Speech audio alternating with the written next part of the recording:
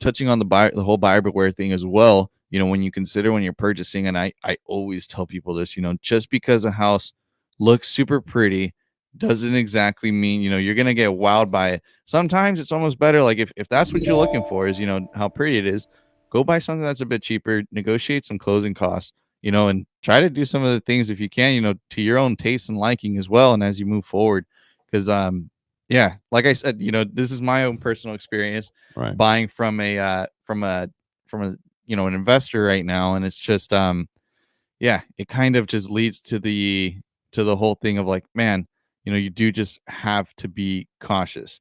Yes. And again, I love the idea of investing. It's something I'm going to be doing as well, but it's just one of those things where you do have to be cautious because there are some out there that are gonna spend a bit more on the stuff that doesn't matter as much, or Right. isn't like the bones and the foundation of the house Or the roof. Yeah, you know what I mean. The first thing a flipper should do if they're flipping a home, an older one, replace the roof. That's because that gives them 25 years of not worrying about the roof.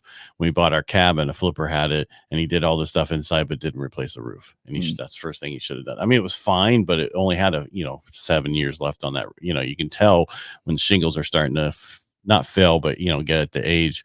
And it just makes it easier for the buyer buying it because they're buying their first house, first time home buyer in that price point.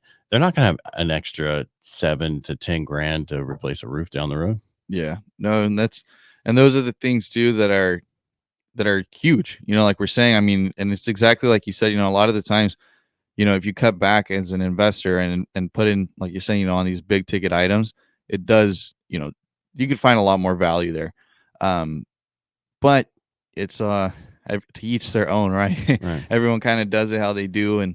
But that's the thing too, right? Is just because it's like I'm saying, I mean, I am going to be going back to this seller and asking them about this plumbing stuff. I'm going to say, hey, I want it to code, Right. so if anything, it's kind of biting them, back in the butt. Right. So do it right. Yeah. The first time.